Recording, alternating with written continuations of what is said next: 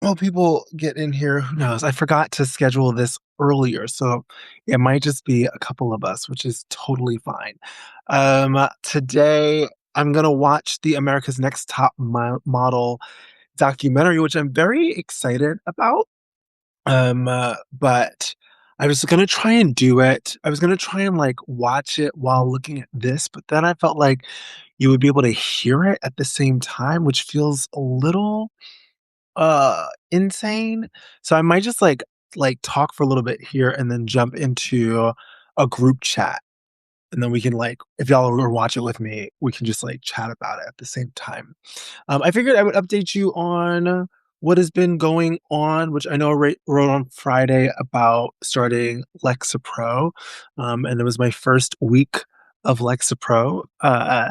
And now, so I was started with my half dose for 7 days, and now I'm on a full situation of it. Hi, David. And it's going well so far. The GI stuff is still the GI stuff, and that's still my body is still adjusting to it. But so far, it's so good. What's been really, really dope is, um, I guess, like people's response to it. I was really nervous about how people would respond to me talking about meds, um, and just like a reaffirmation of the community. Hi, David. The community around that is so supportive, and also like how many people are on their like some kind of meds, or have some kind of relationship to it, but also the reality that there is still a lot of shame around it. And so it's been nice to kind of open the door for those conversations and feel like there's a safe space to talk about it. And I'm looking forward to seeing, I guess it's supposed to take a few weeks before you really notice a difference. I have like felt, I would say, calmer in moments that I should be like spiraling. I have not been spiraling as much, which is lovely and great and wonderful. And also been able to like find, I would say, more joyful moments. I was like messaging with a friend. I took myself on a little solo retreat. So my one of my best friends, hi Richard, one of my best friends is in Brazil and Carnival. Yo, he sent me this video. I was thinking about, I was supposed to go to Carnival. That was the plan. But I ended up not going because just my body, my life, my brain just needed to settle. But he did send me like a video of, I think, something happening yesterday. And yo, it's honestly like I really do want to go, but it also is low key like my nightmare to be around that many people at one time. Is my anxiety would not be able to handle it. So maybe this time next year, with that good Lexapro, I'll be able to go to Carnival and not feel like what the fuck am I doing around so many people. But anyways, he's away, so he let me stay at his place for while he's gone. So I stayed over the weekend. I mean, it was really nice to just like have some alone time. I've been in my partnership for 10 years, 10 and a half years. And we lived with each other for about 9 of those years. And it is just really, I think, important. And anyone in a long term relationship talks about this, like the importance of finding your own time, alone time. When you have kids, I do not know how you do it. Like, shout out to everyone who has kids. I was talking to a friend last week and we were like, when you go on vacation, if you got kids and you go on vacation, the kids got to go on vacation with you. So you're just always with people. And I am such a tourist down. I need my alone time. I need my little space. So anyways, I went away and like had some time to myself. And I was voice noting a friend and he was like, I haven't heard you this energetic in so long. So my hope is that it was like a little bit of space along with a little bit of Lexapro, that is kind of giving me the space to breathe a little bit, and like come back to self, which has been, I guess, the struggle of the last couple years of. Of course, I say like, of course, it's like navigating the world, and the world has been, feeling darker and darker in its own ways, and with that darkness is also there's been a lot of light in terms of getting closer with community. That's the thing about being alive is being able to hold the oppositions you know, in the midst of the dark, being able to see the light, see the hope, find it. You might have to search a little harder or look a little harder, but that it actually is there, and being able to appreciate it that much more. Though sometimes that can be still difficult for me, and has been. I think it's just been like a couple of years of doing that, and then getting to a point where it's like, oh, I might need a little more assistance. I might need a little more support or hand holding in getting to that next hit of hope, if you will. And so that's my hope is like in the next few weeks I'll be able to tell and feel a difference. But like I wrote in that my piece on Friday, my Lexapro diaries, my therapist had said it doesn't necessarily take a few weeks. You might feel it immediately. You might feel it pretty immediately. And yeah, I had a lot of things happen in the last week that I would say historically would rattle me. Um, I know I shared about, did I share about this? I might not have shared about this.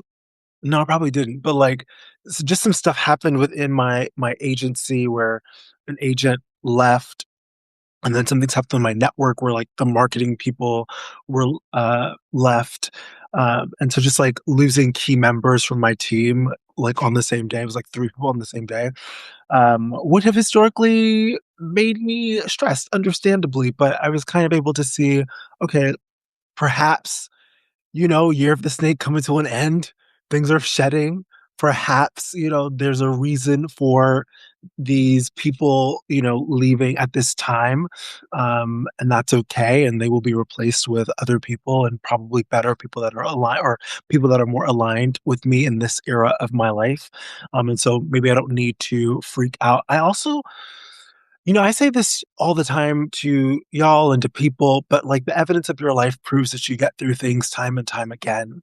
And that is really easy to say to others, but to then, and I believe it. I believe that when you look at the evidence of your life and you look at the times where you're like, oh, I'm not going to get through this, or this is my end. And you find a way to make it through every single time.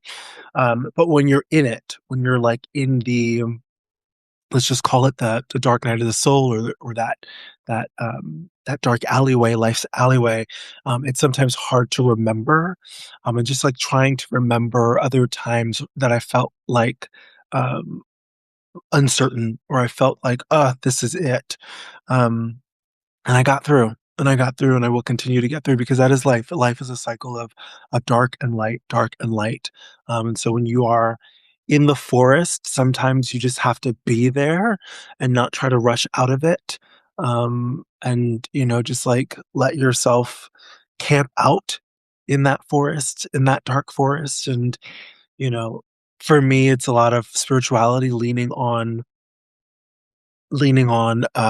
like, my heavenly grandmother and ancestors, um, leaning on Jill Scott. I don't know if y'all have listened to the new Jill Scott album. It is absolutely incredible. She has a beautiful song called "Lifting Me Up," which she performed on Front Porch on YouTube. Hey, Brandon. Which I, absolutely love, and it's just all about, like, when you are not feeling hopeful, that your people around you continue to lift you up, which is quite aligned for me right now.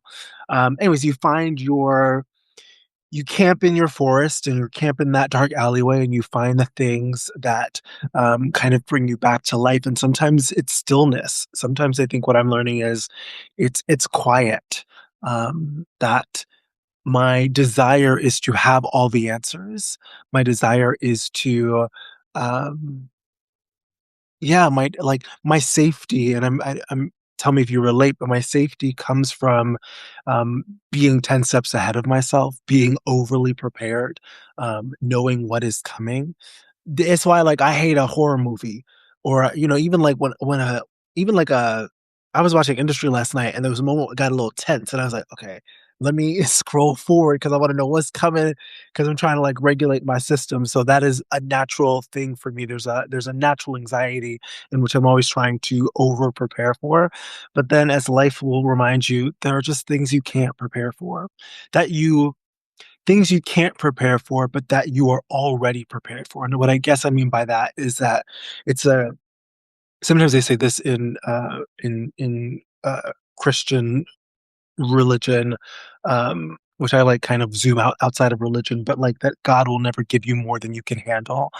So the universe, whatever you believe in, whatever this thing is, won't give you more than you are able to bear, um, and that you may not know exactly what the steps are linearly, but your body will activate, and will get you through. And sometimes you have to blindly trust, on whatever it is that you believe in, whether it is, of course, hopefully yourself, but whether it's God or gods or the universe or stars or astrology or community, whatever it is that you believe in, leaning on that as well as yourself, I think, gets you through. But it doesn't mean that it's not scary.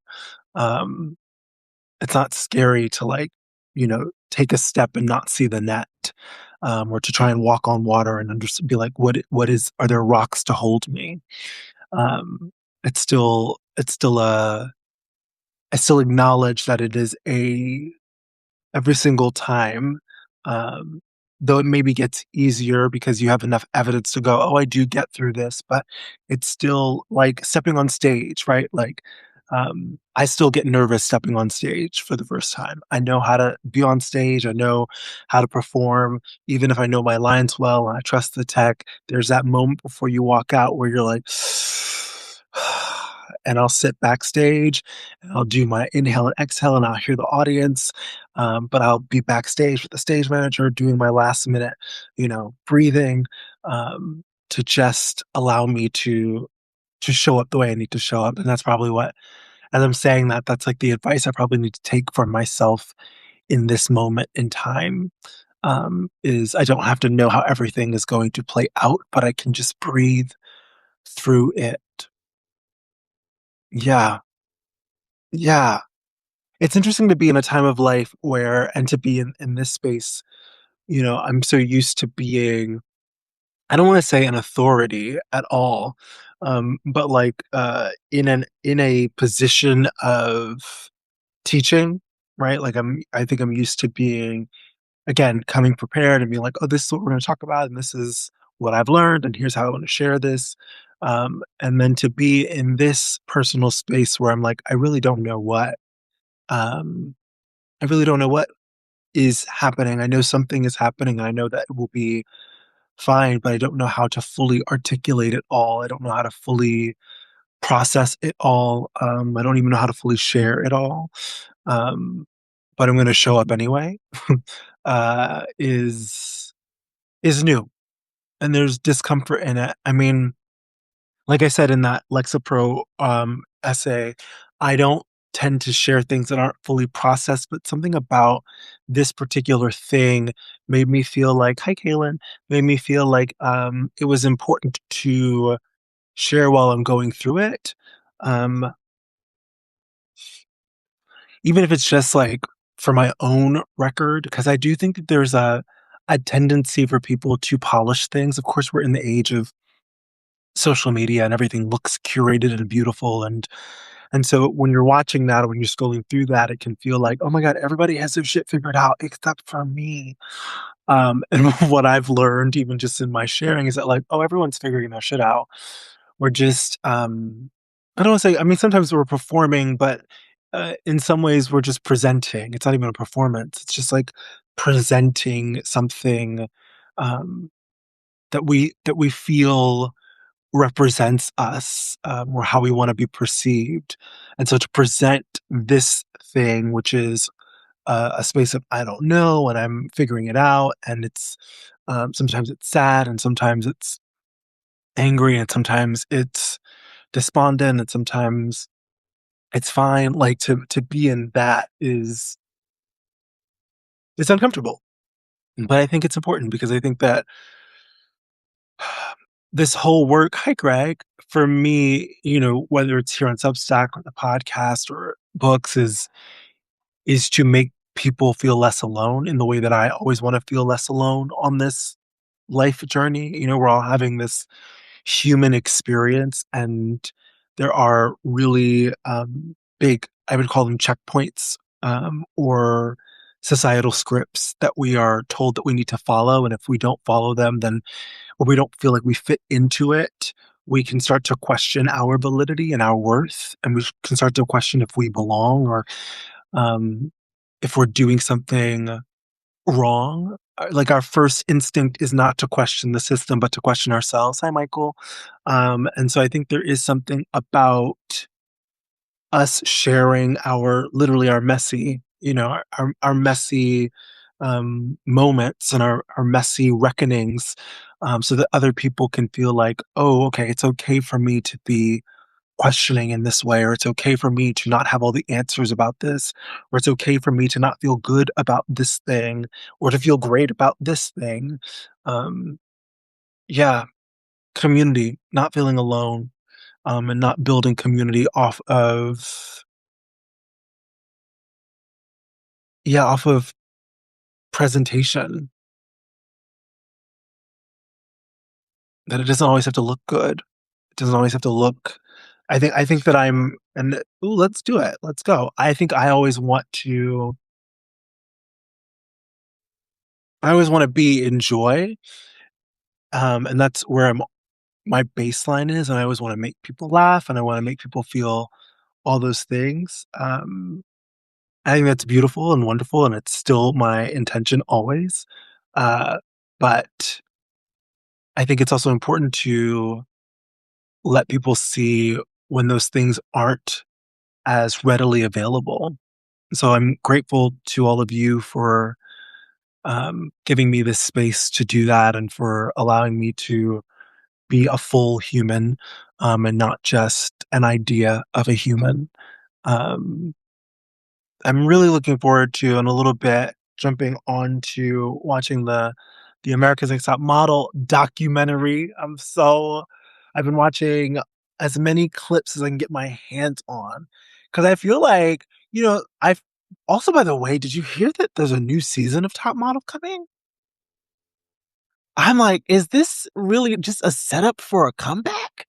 But anyways, I think that they actually are like sometimes the documentary can be skewed in a way that favors, the kind of lead character in this case would be Tyra.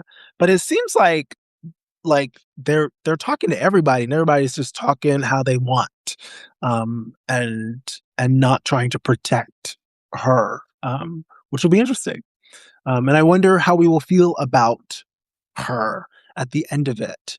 Uh because right, everyone has the right to fuck up or mess up to an extent, and perhaps she has. Perhaps, I mean, yes, she's fucked up. Like that show fucked up a lot of things, but understand the context of it, and maybe there's atonement on the other side of it, and perhaps this is a way of letting us see, especially if there's not a bias happening. If they're like um, the documentary team is allowing us to really let people just talk. Perhaps we can just see the humanity inside of it and learn from it, like what happens when money and friendship and success start to intermingle, and um, what happens when you are navigating the demands of a Hollywood machine along with your own ethics and morals, and you know yeah, I think there might be plenty of lessons to learn from watching that doc, especially for, artists. As I think also if you're an artist who is interested in, having your work really seen by a lot of people. It may not necessarily be specifically in the Hollywood system, but you're like, "Oh, I want it to be seen by many, many, many people." But with that comes more beasts to feed. Right? Like there's more, when it's just you and your like collaborator, your two or three collaborators, or if it's just you, you can do whatever the fuck you want. But then when you start adding other people, you start adding money to it, you start adding other producers and other people who can help you get your message further out. Um, there are more people to feed and more guidelines and more regulations and more opportunities to compromise your morals and your integrity and your ethics, which is what it sounds like happened in the top model universe. Also, having that exist in a period where we as a culture were not having any types of conversations. We were, you know, I mean, think about like the Britney Spears of that era and a lot of the I just rewatched the Amy Winehouse documentary. I think I talked about this last week, but I watched it, I think last weekend, and I was like, "Oh, that couldn't happen now." Like, she was so clearly sick and so clearly an addict, and made a song about it that was number 1, and we were going to her concerts where she was clearly screaming for help. There's that famous video of her, I forget which concert that was, but she, like, doesn't sing, she's just kind of stumbling and the audience is booing, which is devastating to rewatch because 'cause you're like, "No, there's no booing here." Like, she like, ho who let her get on stage? Like, who is watching? Obviously, we think her father, her managers who were not, um, considering her as a human, just her as a product. But just as us as a culture, I don't think we would, uh, pay to watch that. I'd like to believe that we are past that point where there's enough connection that we've made through maybe social media and platforms that we would go, "Hey, that looks no, that's a chop, babe. Like, that person needs help. This is not okay." We're having different conversations around addiction and I think also having different conversations around meds, and mental health in ways that we just weren't in that time. So all that to say, I think it'll be interesting to look at this top model doc through that lens and through the lens of mental health and through the lens of capitalism and um, what was positive and what was negative, what was learned, and what we would do differently now, and also what is the humanity in all of the players, right? In of course the models, which I think will be easy to find their humanity, but also like what is and this humanity doesn't mean to excuse the behavior, just like there's a quote that the philosopher Terence, "I am a human being, thus nothing human can be alien to me." First time I heard it was from Dr. Maya Angelou, and basically, she says that she would start every class with that quote, to basically say that you have to be able to understand everybody, that because we are human, we can understand, uh, we don't have to accept or excuse or um, um, okay a certain behavior, but you go, "Oh, that thing that's in you can also exist in me." And perhaps by being curious about it, I can make sure that I don't accidentally fall down that same slide of what could be uh, compromising your ethics, your morals, your integrity, your alignment. Um, yeah. So I'm excited. I'm excited to watch with y'all. So I will, after this is over, go into the group chat, and we can watch it. Because again, I was gonna watch it on here, but then I was like, then you're just gonna be hearing the sound of it, and if you're watching it, that's gonna be overload sonically. So I'll just go into the chat. If you're just joining, I was talking about my this whole conversation has really been about my last essay that I wrote, or my Lexapro diaries, and starting Lexapro, and I'm now on my full. I had half dose for the last week. I'm now on my full. Um, and I don't know. I think I'm feeling. I think it's I'm not as spirally. I feel a lot calmer and more neutral. Um, Not neutral, just like able to feel joy in a way that I think I haven't, been able to access as easily in the last little bit. And also just learning that there are so many of us that are, on our own little cocktails and figuring out how to navigate this space that is life, that is the world. that is the internet, that is our communities, and needing that extra support is okay. And perhaps talking about it in the middle of it, as opposed to being, a year from now saying, I was on this thing or I did this thing, but talking about it in the middle of it while it's happening may be of service to somebody, but also I think to myself. I think there's, like I said in that essay, I've always wanted to write a book called Through the Storm, where you really document what the storm looks like, as opposed to oftentimes I think books in the self help world will give you a cute little anecdote or a cute little, uh, this is what happened, but now there are my takeaways and here are the lessons, and never quite sitting in the details and the nuance of what is it to be in the dark? What is it to sit in your forest? What is it to camp out in that forest and under those stars and not be sure which way to go out, and maybe needing to sit in there and maybe needing to be silent for a moment and rest for a moment, and maybe not always needing to be the joyful one or the provider or the protector or the strong one. I think we talked about this a lot, I think in 2020, as we started, bringing mental health more to the foreground of our cultural zeitgeist, but the strong friend, and do we check on the strong friend? And what does it mean to be the strong friend? And that the strong friend needs to have moments to break as well.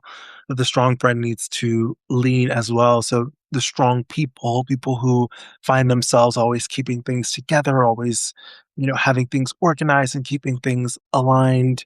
I think that it works on your body after a certain point. I think what I'm learning in this season is even the things that I may not acknowledge, or may think, "Oh, okay, like, that's fine," and I push away, still find themselves in the body in some way. Um, I think about this with my mother, and I wrote about this in the piece. I muse that my mom, we've been no contact for 15 years. She's a born again Christian. And that really flipped after my grandmother passed away 15 years ago. And I muse that the break happened long before that, that there were many wounds that she probably had over the course of her entire life, because she didn't really believe in, she loved a self-help book, but she didn't believe in therapy. So I muse that there were a lot of wounds that happened over the course of life, because if I look at it, I did see her start to shift. It was very slow and small, but like it was there over the course of um my childhood into my teenage years into my, young adult 20s. I did watch a change happen that I can see clearer now. And I think it's because there wasn't a uh she wasn't addressing the wounds, and so they just exist in the body, and then one day something falls and the body takes over in that way. Um, and so I think now she's in this mental, I call it a mental cave, and not against anything against religion. I think believe in whatever you want to believe in, as long as you're not hurting yourself or anybody else. But when you find yourself in a mental cave and it causes you to be in a state of reaction, and I always say reaction rhymes with attack. So you're in a space of hurting people, it's because you're hurting. Again, doesn't excuse it, doesn't absolve it, but like that is a thing. And so in my own talking about what's going on and what I'm going through, I think it's a hope to purge whatever is in the body, so that it doesn't stay stuck and become and take over and become another version of myself that I'm not trying to become. I love my joy. I love my happiness. I love my compassion and my kindness. And I love my life. And so I want to be able to hold it and feel it. And so this season for me, um, with Lexapro and with therapy and with meditation and all these things is about purging and speaking, and this space is part of that. You know, coming on here with you. Hi, Christina. Hi, LW. Hi, Carter.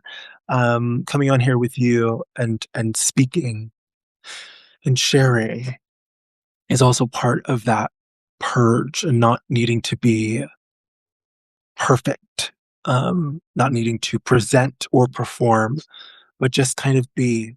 And I really appreciate that in all of this, you've always been so loving and compassionate back, and given me the space to just be and exist. And I know this is like a parasocial relationship, but there is a power in that.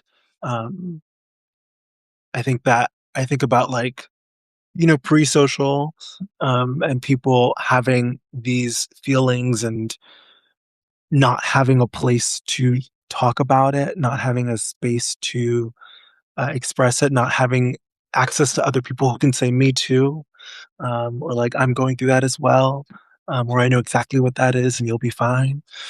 So the value of these spaces is sure, yes. Show me a recipe, love. You know, I want to get ready with you. Yes, baby, absolutely. Give me that funny meme. But also, I think at its best, it's a space to say you're not alone in what you're going through on the other side of the screen. Um, and so that's what I hope all this talking and sharing in the middle of my storm can be. And I promise you, here's my promise to you and to myself. If for whatever reason, I can't do that any longer, I will say so, and I will let you know. Um, and I will let you know how I am processing it. But for now, it feels safe enough to do so here. And I'm still, of course, in therapy, and I have a beautiful community around me. And so, yeah, I don't want to get ahead of myself. This is my like Taurus organizing brain, but I'm like, I really can't wait to I can and I will. I'll be patient. But I'm excited to like have the lesson and to be able to look back at this and to go through the storm and be on the other side of it. And one, be able to testify, be like, yo, we can get through storms. We always get through storms. As I said earlier, the evidence of your life proves you get through things time and time again. But I'm also excited to know what this particular storm is here to teach me, and what I can share with whoever wants to hear it. Um, I'm also like looking forward to who I will meet in this season and the connections that I'll make along this season. Um, I love to read. I love a documentary.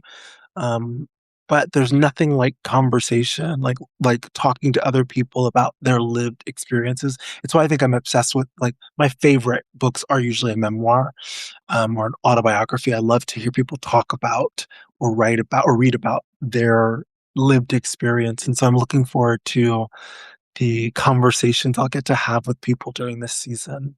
And what how that will expand my mind and unlock certain parts of myself. I guess the theme here is voice. I don't know if any of you feel this sometimes, but like the voice can be so trapped, um, because we're taught to be polite, or maybe you were told that you were too loud or too much, or maybe your value came from how your value came from not disturbing the adults. Your value came from being good. Um, I feel that for myself as you know, a queer child, as an immigrant child or child of immigrants. I'm sure anybody who is a woman or a femme feels that as well. Um, that your politeness is what kept you safe as well. in many ways, and sometimes maybe even helps you progress in certain environments, but it's at a sacrifice, right? Like, it's at a sacrifice of access to all of who you are. Because yes, you can be polite and kind and compassionate, but, like, everybody has a voice, everybody has something that they're feeling, and, like, we are all our own little universe. And it's complicated and it's wild and it's messy and it's beautiful and it's harsh and it's soft and it has jagged edges and it's sharp and it's tender and it's fragile and it's strong and it's firm. It's all these things. Um, but we're taught to keep it polished, to present, to perform. And so I think there's a suppression that happens in the throat chakra, if you will. Even like as I'm talking now, I can hear my gets tight. And so just like learning to use our voices. Anyways, that's my TED talk. That's my Substack talk. Um uh if you are down, I'm gonna head over to the chats and start watching this top model doc and live chatting about it. So if you're in there, join me. I'll start it as soon as I hop off of this. I would love to see you in there. Otherwise, I guess I want to say that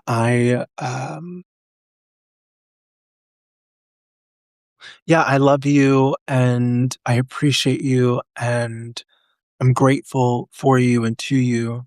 Um, and if you are going through a hard time, I see you and I'm holding you, our umbilical cords attached to each other through these screens and these cameras and these apps. But you're not alone, I promise.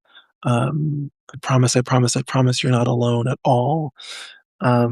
And we'll get through the storm, as we always do. The evidence of our life proves we get through things time and time again. And this will be no different. So I love you. I'll see you in the chat, or I'll see you back here next week. Bye.